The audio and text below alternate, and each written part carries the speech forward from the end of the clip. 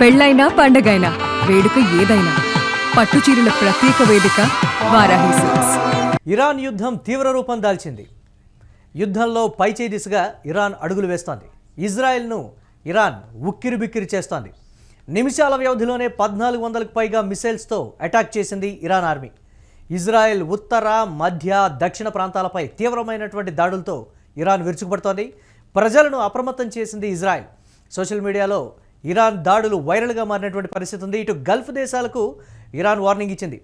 America సైనిక స్థావరాల వైపు ప్రజలు వెళ్లొద్దని కూడా ఇరాన్ హెచ్చరికలు జారీ చేసింది. ఇప్పటికే హర్మూజ్ను ఇరాన్ బ్లాక్ చేసింది. దీనిపై మరిన్ని అప్డేట్స్ మా కరెస్పాండెంట్ సతీష్ అందిస్తారు. సతీష్, గంటకొక వార్త బయటకు వస్తున్నటువంటి పరిస్థితి. గంటలో దీనికి సంబంధించి 1400 మిసైల్స్తో ఇరాన్ ఇజ్రాయెల్ మీద విరుచుకుపడింది అని అంటే అసలు ఏం జరుగుతోంది? రోజుకొక కీలకమైనటువంటి మలుపు చోటు చేసుకుంటుంది. ఇటు ట్రంప్ చేస్తున్నటువంటి ప్రకటనలు ఒకవైపు, ఇరాన్ మాటలతో కాదు చేతలతో చూపిస్తున్నటువంటి మార్పు ఒకవైపు. ఏంటి పరిణామాలు ఏ విధంగా ఉండబోతున్నాయంటారు? ప్రస్తుతం జరిగినటువంటి దాడులకు సంబంధించి, మిసైల్స్ అటాక్స్కి సంబంధించి అప్డేట్స్ ఏంటి? ముఖ్యంగా ఇరాన్ మరియు ఇజ్రాయెల్ మధ్య యుద్ధం అత్యంత భయానక స్థాయికి చేరుకుంది. ఈ రోజు ముఖ్యంగా 15వ రోజు యుద్ధం జరుగుతుంది. 15వ రోజు ఊహించని స్థాయిలో ఇజ్రాయెల్ పైన ఇరాన్ ఒక్కసారిగా దాడి చేసింది. 15వ రోజు ఇంత ఎత్తున మరి ఇజ్రాయెల్ పైన దాడి జరుగుతుందని ఇజ్రాయెల్ ఊహించలేదు. 1430 క్షిపణులతో భారీగా క్షణాల్లో ఈ క్షిపణులన్నీ కూడా ఇజ్రాయెల్ వైపు వెళ్ళిన పరిస్థితి ఉంది. ముఖ్యంగా ఒకే చోట కాకుండా ఇజ్రాయెల్లోని ఉత్తర దశ, అలాగే మధ్య దశ, దక్షిణ దశ మొత్తం కూడా నలువైపులా కూడా ఈ క్షిపణులు వెళ్ళిన పరిస్థితి ఉంది. అక్కడ మొత్తం కూడా ఏదైతే ఇజ్రాయెల్లోని ఎలైట్ సంబంధించినటువంటి నగరంలో క్లస్టర్ బాంబుల ద్వారా ఒక్కసారిగా భీకర విధ్వంసం సృష్టించిన పరిస్థితి కనబడుతోంది. అక్కడ చాలా మంది గాయాల పాలైన పరిస్థితి కూడా కనబడతా ఉంది. ఇక్కడ ఇజ్రాయెల్ తో పాటు ముఖ్యంగా సౌదీ అరేబియా కావచ్చు, ఖతార్ కావచ్చు, యునైటెడ్ అరబ్ ఎమిరేట్స్ కావచ్చు, అలాగే యుఏఈ కావచ్చు. సో ఈ దేశాల పైన కూడా క్షిపణులు, డ్రోన్లతో మరి దాడులు చేస్తా ఉంది. ఇజ్రాయెల్ ఒకటే కాదు, గల్ఫ్ దేశాలకు కూడా గట్టి హెచ్చరిక పంపిస్తా ఉంది. అమెరికాకు ఏవైతే ఎయిర్ బేసెస్ ఉన్నాయో, ఎయిర్ బేసెస్ సైనిక ఎయిర్ బేసెస్ కావచ్చు, ఏదైతే ముఖ్యంగా సాఫ్ట్వేర్ కి సంబంధించినటువంటి ఎయిర్ బేసెస్ కావచ్చు, ఇవన్నీ కూడా బ్యాంకులకు సంబంధించినటువంటి ఎయిర్ బేసెస్ కావచ్చు, ఇవన్నీ కూడా మీరు ఉంచినన్ని రోజులు కూడా మీ పైన దాడులు జరుగుతాయంటూ కూడా హెచ్చరించడం ఒకవైపు తెలుస్తా ఉంది. దాంతో పాటుగా ముఖ్యంగా ఈ ఇజ్రాయిల్లో ఏదైతే అమెరికాకు సంబంధించినటువంటి కీలక దాడులు, అంటే కీలక స్థావరాలు, ఇటు బ్యాంకులకు సంబంధించినటువంటి స్థావరాలు, సైనిక స్థావరాలు లక్ష్యంగా ఈ దాడి మేము చేశామంటూ కూడా మరి ఇరాన్ అయితే చెప్తున్న పరిస్థితి కనబడతా ఉంది. దాంతో ఇజ్రాయెల్ రక్షణ శాఖ కూడా కొంత మరి ప్రజలకు సూచిస్తా ఉన్నారు. ఏదైతే అమెరికాకు సంబంధించినటువంటి ఎయిర్ బేసెస్ ఉన్నాయో అక్కడ మరి ఎవరు కూడా వెళ్ళొద్దు ప్రజలు అంటూ కూడా మరి ఇజ్రాయెల్ చెప్తా ఉంది. ముఖ్యంగా ఈ దాడి ప్రస్తుతం తీవ్రతరం దాలుస్తా ఉంది. ఇరాన్ సంబంధించినటువంటి మరి మొత్తం కూడా ఏదైతే క్షిపణులు ఉన్నాయో అన్నిటినీ కూడా ఇటు ఇజ్రాయెల్ వైపు ఎక్కుపెట్టి చూస్తా ఉన్నారు. ఏదైతే ఈ మధ్య కాలంలో ట్రంప్ చేస్తున్నటువంటి ప్రకటనలు, ట్రంప్ చేస్తున్నటువంటి నిర్ణయాలు కూడా ఒక్కసారిగా మరి చూస్తే గనక ట్రంప్ ఏదైతే ఇరాన్ మరి మా దగ్గరికి రావాలి, మాతో చర్చించాలి, అణువాయుధాలకు సంబంధించి అలాగే తను చెప్పడం సంగతి పక్కన పెడితే ఇరాన్ ఓడిపోయింది, లొంగిపోయింది అని కూడా చెప్తూ ఉన్నారు. మాతో సంప్రదింపులకు వాళ్ళు సిద్ధంగా ఉన్నారు, మేము చెప్పినటువంటి వాళ్ళన్నిటి కూడా అంగీకరించారు అని అనౌన్స్మెంట్లు జరుగుతున్నాయి. ట్రంప్ చెప్తున్నటువంటి మాటలకి ఇరాన్ చేస్తున్నటువంటి దాడులకు ఎక్కడా పొంతలు లేనటువంటి పరిస్థితి. ఒక గంటలో 1400 మిసైల్స్ మనం స్క్రీన్ మీద ఎక్స్క్లూజివ్గా చూడొచ్చు. ఇజ్రాయెల్ ఎక్కడెక్కడైతే ఆర్మీ దాడి చేసిందో అనే దానికి సంబంధించి కూడా ఏంటి ఈ స్థాయిలో ఆయుధ సంపత్తి కావచ్చు, లేకపోతే ఎక్కడ వెనక్కు తగ్గిపోవడం కావచ్చు, దీనికి సంబంధించి ఒక గంటలో 1400 మిసైల్స్ అంటే ఇజ్రాయెల్ కానీ అమెరికా కానీ కూడా ప్రయోగించలేనటువంటి స్థాయిలో ఇరాన్ ఆయుధ సంపత్తిని సమకూర్చుకొని ఈ స్థాయిలో దాడులు చేస్తుందంటే ఇక్కడ ట్రంప్ చెప్పేటువంటి మాటల కన్నా ఇరానే గెలిచింది, గెలవబోతోంది అని ఒక కన్ఫర్మేషన్ కూడా ప్రపంచానికి చాటి చెప్పే ప్రయత్నం ఇరాన్ చేస్తోంది కదా. ఆ కోణంలో చూడొచ్చు అంటారు అసలు ఏం జరుగుతుంది అనేటువంటి దానికి సంబంధించి?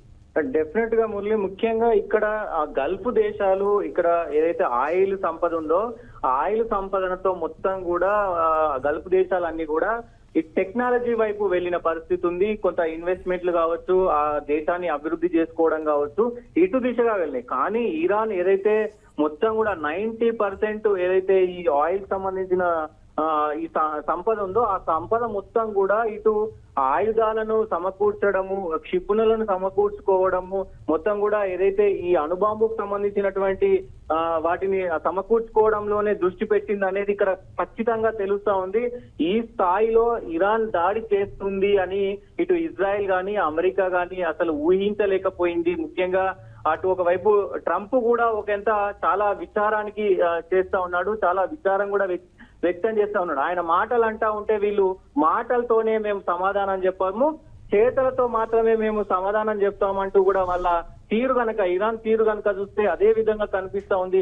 అటు మాటలు చెప్తా ఉన్నాడు ట్రంప్, మేము ఇది చేస్తాం అది చేస్తాం, మా కాళ్ళ దగ్గరకు వచ్చింది, ఇరాన్ పని అయిపోయింది, 90% స్థావరాలు మేము కూల్చేస్తామని చెప్పి ట్రంప్ అంటుంటే, మొత్తం కూడా అటు అమెరికా స్థావరాల పైన ఇజ్రాయిల్లో పెద్ద ఎత్తున భీకర దాడులు అయితే చేస్తున్న పరిస్థితులు కనబడతా ఉంది. ముఖ్యంగా ఈ సంపద అంతా కూడా వాళ్ళు సమకూర్చుకున్నటువంటి ఏదైతే ఈ అణ్వాయుధాలకు సంబంధించినటువంటి సంపద కావచ్చు, మొత్తం ఇటు ప్రస్తుతానికైతే ఉపయోగిస్తా ఉన్నారు. ఇప్పట్లో యుద్ధం ముగిసే పరిస్థితి అయితే కనబడతలేదు. ఇరాన్ ఎక్కడ కూడా తన దేశ సమభౌరాధికారాన్ని అమెరికా ముందు గానీ ఇంకా వేరే దేశం ముందు గానీ పెట్టే పరిస్థితి లేదు అంటూ స్పష్టంగా కనబడుతోంది అని చెప్పుకోవచ్చు మురళి. అంటే అమెరికా ఇజ్రాయెల్ దాడులైతే తగ్గించాయి, మరి ఇరాన్ ఎందుకు వెనక్కు తగ్గట్లేదు అనేదే కదా ప్రధానంగా వినిపిస్తున్నటువంటి ప్రశ్న.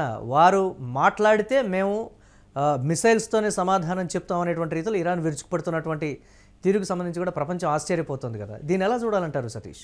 డెఫినెట్ గా ట్రంప్ ఒక ప్రతిపాదన తీసుకొచ్చారు. ఏదైతే అణ్వాయుధాలకు సంబంధించినటువంటి వ్యవహారం ఉందో, అణ్వాయుధాలు ఇరాన్ దగ్గర ఉన్నాయి అనేది స్పష్టంగా ఉంది. ఆ ఏరియా మొత్తాన్ని కూడా నిర్వీర్యం చేయాలి, ఆ మొత్తం కూడా మాకు ఇచ్చేసేయాలి, మా దేశానికి అప్పచెప్పాలంటూ కూడా ఇరాన్ కు ఆయన ఒక ప్రతిపాదన పెట్టాడు. కానీ ఇక్కడ ఇరాన్ ఎక్కడ కూడా లొంగడం లేదు, మేము ఎందుకు ఇస్తాము అంటూ కూడా వాళ్ళు ట్రంప్ ను ఎదురుదాడి చేసే ప్రయత్నం చేస్తా ఉన్నారు. సో ముఖ్యంగా ఈ యుద్ధం జరుగుతున్నది కూడా ఇప్పుడు ఇజ్రాయెల్ సంబంధించి వెనుక నుంచి అమెరికా సపోర్ట్ కూడా అది. అమెరికా ఇజ్రాయెల్ కలిసి ఇరాన్ పైన ఎందుకు యుద్ధం చేస్తున్నారంటే, ఏదైతే ఇరాన్ లో ఉన్నటువంటి అణుకు సంబంధించి అణ్వస్త్రాలకు సంబంధించే యుద్ధం జరుగుతుంది, అవి అమెరికాకు అప్పు చెప్తే గనక ఎలాంటి సమస్య ఉండదు, ఎలాంటి యుద్ధం ఉండదు అనేది ట్రంప్ చెప్తా ఉన్నాడు. కానీ ఇరాన్ మాత్రం మేము ఎందుకు ఇస్తాము, మా దేశానికి సంబంధించి మా దేశ భద్రతకు సంబంధించి మేము అది ఉంచుకున్నాము, దాన్ని మేము సరెండర్ చేసే ప్రసక్తే లేదు, అది మొత్తం కూడా మా సొంతం అంటూ కూడా స్పష్టంగా కనబడతా ఉంది.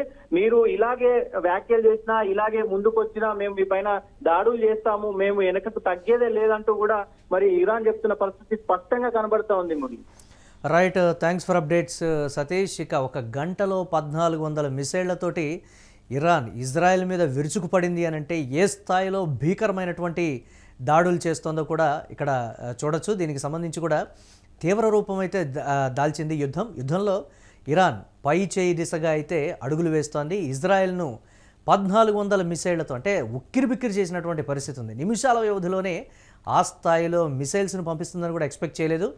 మిసైల్స్తో ఇరాన్ ఆర్మీ అటాక్ చేసినటువంటి తీరుకు సంబంధించి కూడా ప్రపంచం నివ్వెరపోతోంది. ఇజ్రాయెల్ ఉత్తర మధ్య దక్షిణ ప్రాంతాలపై కూడా తీవ్రమైనటువంటి దాడులు చేస్తోంది. ప్రజలని నేపథ్యంలో ఇజ్రాయెల్ అప్రమత్తం చేసింది.